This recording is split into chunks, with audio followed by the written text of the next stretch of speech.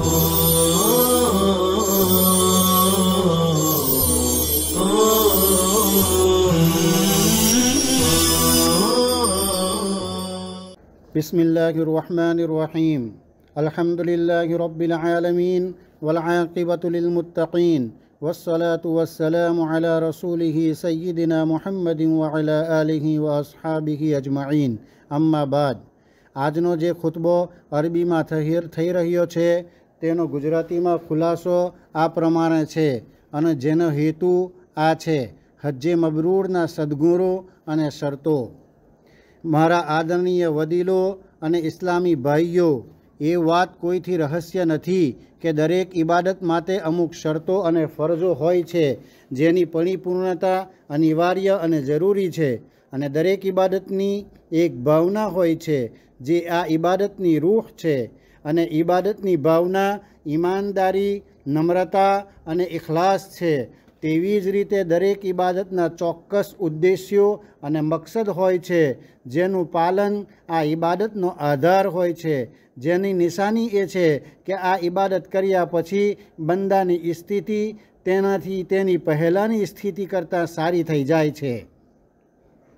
હજની હદીસોને નજીકથી જોવા અને સમજવાથી જાણવા મળે છે કે તે સિફતે બિર દ્વારા વર્ગીકૃત થયેલ છે, અને આ સિફત સાથે હજને એક મહાન ઇનામ અને સવાબનું વચન આપવામાં આવ્યું છે। તેથી આપણે જાણવાની જરૂરત છે કે કઈ હજ શ્રેષ્ઠ હજ એટલે હજ્જે મબરૂર છે અને તેના ગુણ અને શરતો શું છે। હજની ફજીલતો વિશે અસંખ્ય અહાદીસો મરવી છે। તેથી બુખારી અને મુસ્લિમમાં હઝરત અબુ હુરૈરા રદિયલ્લાહુ તાલા અન્હુથી રિવાયત છે કે પવિત્ર પૈગંબર સલ્લલ્લાહુ અલૈહિ વસલ્લમને પૂછવામાં આવ્યું કે કયું કાર્ય સૌથી શ્રેષ્ઠ છે, તો આપે ફરમાવ્યું, અલ્લાહ અને તેના રસૂલ સલ્લલ્લાહુ અલૈહિ વસલ્લમ પર ઈમાન લાવવું।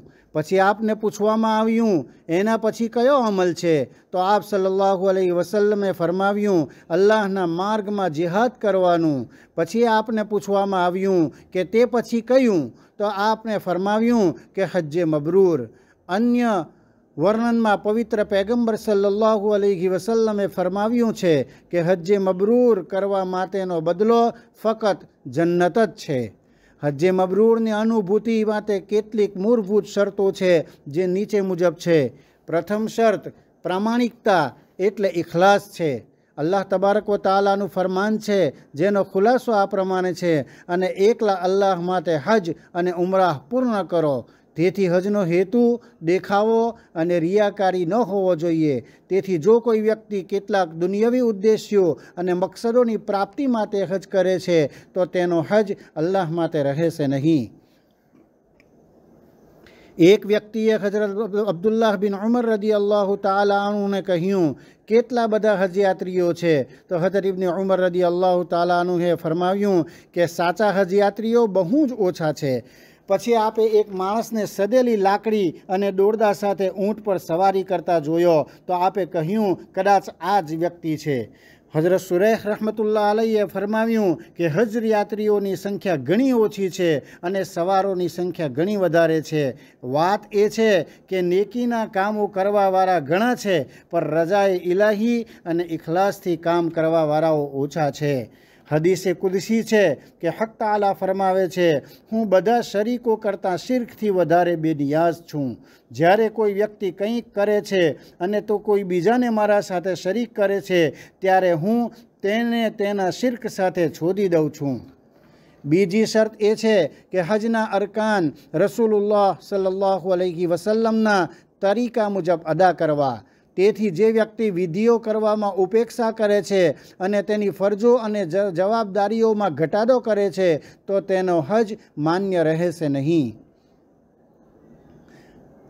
ચોથી શરત, હજ દરમિયાન હજ યાત્રીઓ માટે અશ્લીલ વાતો, પાપ અને ઝઘડાઓથી બચવું જરૂરી છે, કારણ કે પવિત્ર કુરાનમાં અલ્લાહ તબારક વ તાલાએ હજ કરનારને આ બાબતોથી સ્પષ્ટપણે મનાઈ ફરમાવી છે.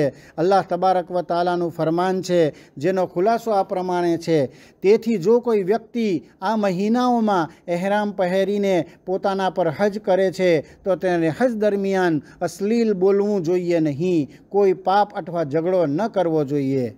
મોમિન ભાઈઓ, હજ્જે મબરૂરની અનુભૂતિ માટે એક અગત્યની અને અનિવાર્ય બાબત એ છે કે હજ યાત્રીએ સારા કાર્યો પર પૂરતું ધ્યાન આપવું જોઈએ, જેમ કે નમાઝ, zikr અને દુઆ ખૂબ ધ્યાન સાથે કરવી જોઈએ. તેને કેટલાક એવા કાર્યો પર કરવા વિશે વિચારવું જોઈએ જે અન્ય લોકોના ફાયદા સાથે સંબંધિત છે, જેમ કે ખાવા ખવડાવવું, પાણી પીવડાવવું, પીડિતોને માર્ગદર્શન આપવું, જેઓ નથી જાણતા તેમને શીખવાડવું, સારાની આજ્ઞા આપવી અને અનિષ્ટ અને અન્ય સદ્ગુણોથી મનાઈ કરવી. તેમાં ભાગ લેવાની ચિંતા કરવી, કારણ કે અલ્લાહે તે જ સમયે અશ્લીલતા અને ઝઘડાને મનાઈ ફરમાવી છે, તો સાથોસાથ નેકીના કામો પર ઉભાડ્યા પણ છે અને ફરમાવ્યું છે, તમે જે ભલાઈના કામો કરશો તેને અલ્લાહ તબારક વ તાલા જાણવા વાળો છે, અને પોતાની સાથે રસ્તાનો ખર્ચ લઈ લો. બધાથી બહેતર રસ્તાનો ખર્ચ તો અલ્લાહનો દર છે, અને એ અકલમંદો મારાથી ડરતા રહો. તેથી જે વ્યક્તિ ફરજિયાત હજ કરવા માંગે છે તેને તેના હજમાં સિફતે બીરના લક્ષણને વિશેષતા આપવાનો વિચાર કરવો જોઈએ, અને આ ઇબાદત કરવામાં ખુદાની ખુશીને ધ્યાનમાં રાખીને તેને તમામ શરતો સાથે કરવાનો પ્રયાસ કરવો જોઈએ, જેથી તેની હજ્જે મબરૂર બની શકે. અલ્લાહ તબારક વ તાલા આપણને મહાન કુરાન દ્વારા બરકત આપે અને તેની આયતો અને હિકમતથી ભરપૂર જિક્રથી આપણને લાભ આપે. હું મારા અને બધા મુસ્લિમો માટે અલ્લાહ તાલા પાસેથી માફી માગું છું. તેથી તમે પણ તેની સામે માફી માગો અને પછી તેની પાસે તૌબા કરો, કારણ કે તે માફ કરવાવાળો સૌથી દયાળુ છે. અલ્લાહ તબારક વ તાલા આપણા બધાઓને સફળતા આપે. આમીન. વમા અલૈના ઇલ્લલ બલાગ. વસ્સલામુ અલૈકુમ વરહમતુલ્લાહિ વબરકાતુહ.